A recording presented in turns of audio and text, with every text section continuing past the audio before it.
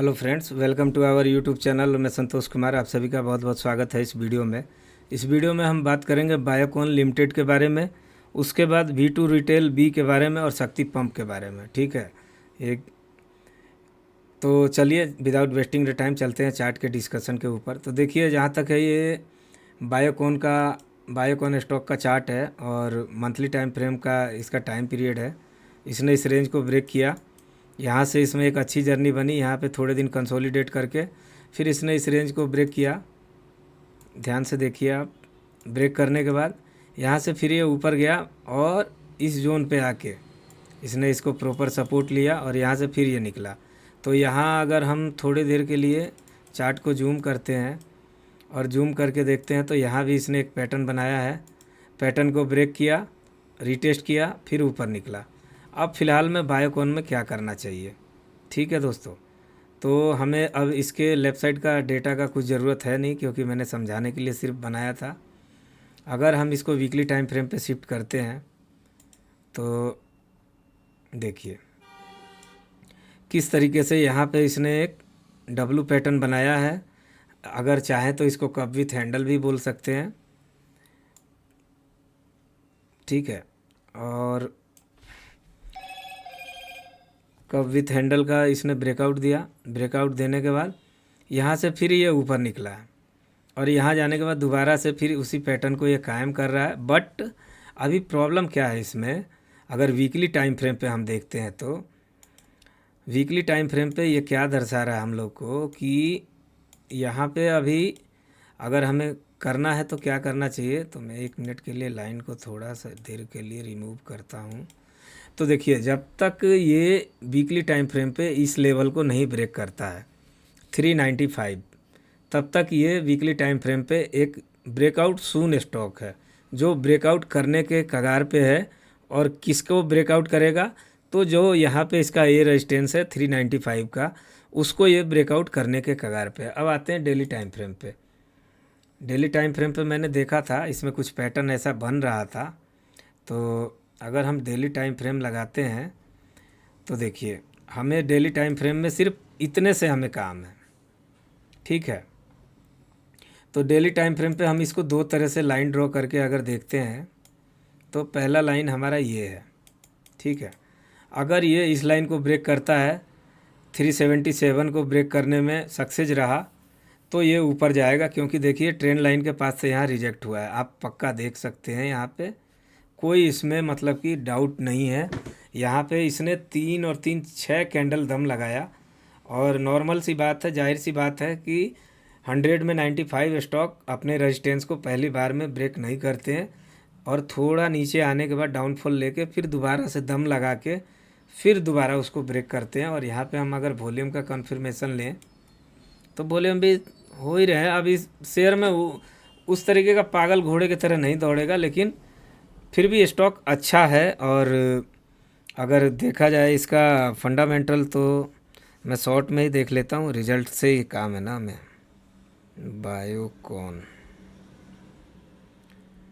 तो ये बायोकॉन का चार्ट है और बायोकॉन का फंडामेंटल। इस बार के क्वार्टरली रिजल्ट इसके कुछ खास नहीं आए थे, ओनली फॉर 27 करोड़ का प्रॉफिट था। पिछले क्वार्टर का रेवेन्यू था 3620 करोड़। इस बार के क्वार्टर का रिजल्ट था इसका सितंबर का 3623 करोड़। बट पिछली बार इसने ईयरली बेसिस पे 173 करोड़ का प्रॉफिट किया था, जो कि आपकी घट के आया है ओनली फॉर 27 करोड़। तो अगर रिजल्ट इसका अच्छा आया तो ये अच्छा करेगा, और नहीं तो अभी इसमें थोड़ा कॉशियस रहने की आवश्यकता है। मैं तो अभी इसमें पोजीशन बनाने से बचूंगा, बिकॉज अभी रिजल्ट का सीज़न है। तो अगर जो ब्रेकआउट सस्टेन कर रहा है उस शेयर में तो हम काम करना चाहिए, लेकिन जो स्टॉक ब्रेकआउट के नीचे है उसका वेट एंड वॉच करना ही एक अच्छा संकेत रहेगा। क्योंकि देखिए अभी ये ब्रेकआउट जोन से बहुत नीचे है, तकरीबन 20-30 रुपये के दायरे में नीचे है। अगर ये यहाँ पे सस्टेन नहीं करता है और रिज़ल्ट ख़राब आ गया तो फिर इसमें डाउनफॉल आ सकता है। तो इसमें पोजीशन बनाने से बचें। और उसके बाद हमारा एक स्टॉक और है V2 रिटेल। इसने भी डेली टाइम फ्रेम पे एक रेंज का ब्रेकआउट दिया है, V2 रिटेल। तो हम देख लेते हैं। अब देखिए इसकी जर्नी जो है, अगर हम मंथली टाइम फ्रेम पे एक बार समझ के देखते हैं कि इसने क्या रिटर्न बनाया है, तो ध्यान से देखिए। वॉल्यूम को मैं थोड़ी देर के लिए हाइड करता हूँ और ये अंकल यहाँ इसने एक रेंज था, ब्रेक किया, फिर यहाँ पे एक रेंज था, उसको ब्रेक किया और ब्रेक करके यहाँ कंसोलिडेट करके ऊपर निकला। हमें काम है अभी फ़िलहाल यहाँ से, तो यहाँ देखिए इसने डब्लू पैटर्न बनाया है, ब्रेक किया, यहाँ से एकदम पाराबोलिक मूव। यहाँ भी इसका एक मेजर रेजिस्टेंस था जो कि इसने ब्रेक किया है, और ब्रेक करने के बाद इसमें पाराबोलिक मूव। अब इसमें वीकली टाइम फ्रेम पे तो मुझे नहीं लगता कोई सेटअप होगा। देखिए वीकली टाइम फ्रेम पे ऑलरेडी ये ब्रेकआउट दे के ऊपर जा चुका है, ठीक है। अब डेली टाइम फ्रेम पे भी शिफ्ट कर लेते हैं। देखिए ब्रेकआउट जोन से काफ़ी ज़्यादा ऊपर चला जा चुका है। एक्चुअली अगर इसमें काम करना था हमें, तो यहाँ हम लगाते हैं ईएमए, और देखिए ईएमए के सहारे कितना अच्छा यहाँ पे अगर हमें इसमें काम करना ही था, तो पहली बात तो ये इसका एक जोन था हमारे एंट्री का क्राइटेरिया, जो कि था 1272 रुपये के आसपास।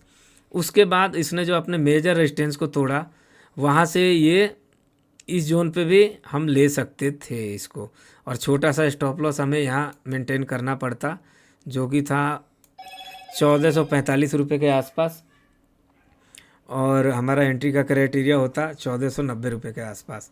अब अगर इसमें देखें तो अब ये कितना रिटर्न बना पाएगा, अब तो ये स्टॉक ही जाने। और डेली टाइम फ्रेम पे इस पर एक सेटअप बन रहा है, जिसके अकॉर्डिंग इसने यहाँ देखिए ब्रेकआउट किया है, ब्रेकआउट करके आज रीटेस्ट भी कर दिया है। बट अब इतने से छोटे पैटर्न के लिए जो शेयर ऑलरेडी इतना भाग चुका है, अब आप ही देखिए अब यहाँ से आप क्या एक्सेप्ट कर सकते हैं, आपको कितना कन्विक्शन है इस शेयर पे, अब आपको ही देख के चलना पड़ेगा। ऑलरेडी ये शेयर 2023 में 73 रुपये का था, जो आज 1600 रुपये का है। अब यहाँ से कितना मूव देगा, अब इसको यहाँ से मंथली टाइम फ्रेम पे आप देखें तो अब शायद इसमें गिरावट भी आ सकती है, क्योंकि वीकली टाइम फ्रेम पे भी इसने अच्छे जोन का ब्रेकआउट दिया है। तो इतने भागे शेयर में मैं तो काम नहीं कर सकता हूँ, ठीक है। ऑलरेडी इसने कितना मल्टीपल किया है पैसे को, शायद कैलकुलेटर निकाल के करना पड़ेगा कि 73 रुपये का शेयर, देख रहे हैं आप, 70 रुपये के आसपास का शेयर, ये तो टाटा मोटर से भी 1.5 गुना रिटर्न बना दिया है इसने एक साल में। टाटा मोटर को तो 2020 से 24 में जाके 70 रुपये का शेयर 1100 रुपये गया है, और ये तो 2023 से, आप देखिए 23 में इसका लो था मई में, ये 75 रुपये 70 रुपये के आसपास, और वहाँ से ऑलरेडी ये 1600-1700 रुपये जा चुका है। अब मैं तो इसमें काम नहीं कर सकता हूँ, मेरे पास उतना कैपिटल नहीं है, बट मैंने किसी के रिक्वायरमेंट पे वीडियो बनाया, क्योंकि वैल्यूएशन नाम की भी कुछ चीज़ होती है। अब ये भागे जा रहा है, कब इसमें क्या क्योंकि मैं एक रेंज का ब्रेकआउट ढूंढता हूँ। अगर किसी भी शेयर में मेरे को काम करना है तो मुझे चाहिए एक रेंज क्या होता है, जैसे ये रेंज है, तभी तो इसने इतना रिटर्न दिया। क्यों दिया? क्योंकि इसने इतना बड़ा बॉटम बनाया है। एक्चुअली में बिल्डिंग जो बड़ी बनती है, तो उस बिल्डिंग के बड़ी बनने के पहले उसके नीचे का जो बेस होता है वो भी तो स्ट्रांग होता है ना, ये भी देख के चलना पड़ेगा। अब आइए चलते हैं शक्ति पंप के चार्ट पे। ये भी ऑलरेडी बहुत भाग चुका है, मैंने इसका वीडियो ऑलरेडी बनाया था, बट शक्ति पंप तो देखिए क्यों कोई शेयर इतना अच्छा रिटर्न देता है, ये लोग पता नहीं समझ पाते हैं। नहीं, मैं तो अब क्या ही बताऊं। देखिए इसने यहाँ पे रेंज का ब्रेकआउट दिया था, ब्रेकआउट करने के बाद रीटेस्ट किया, और वहाँ से सरपट आप देख सकते हैं 131 रुपये का शेयर आज कहाँ जा चुका है। अब डेली टाइम फ्रेम पे अगर हम इसको वीकली में ना शिफ्ट करके डेली में ही देखते हैं, तो देखिए जो मैं समझता हूँ, जहाँ तक मुझे उम्मीद है, इसने एक यहाँ पे एक रेंज का ब्रेकआउट दिया था। कितने दिन का दिया था वो भी देख लेते हैं। तो यहाँ पे इसने ऑलरेडी तकरीबन 132 दिन का, यानी कि उसमें 90 डेज हमारा स्टॉक मार्केट खुला है, और उसका टाइम पीरियड 132 डेज का है टोटल। इसमें छुट्टी, बंद, क्लोजिंग, शनिवार, संडे और हॉलीडे सब जोड़ जाड़ के उसकी वजह से इसने इस रेंज का यहाँ पे जो ब्रेकआउट किया है उसका रिटर्न यहाँ ऑलरेडी 850 से 1120 हो चुका है। और देखिए यहाँ पे बहुत बड़े सेलर का भी इंडिकेट आ रहा है। अब देखिए आगे क्या होता है इसमें।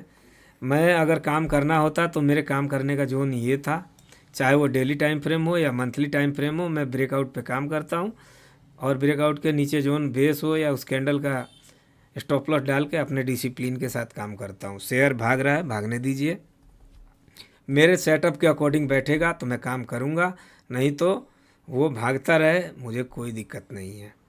ठीक है, तो वीडियो अच्छा इन्फॉर्मेटिव लगा हो तो ढेर सारा प्यार दीजिएगा। मिलते हैं नेक्स्ट वीडियो में। Thanks for watching this video. जय हिंद, जय भारत, वंदे मातरम दोस्तों।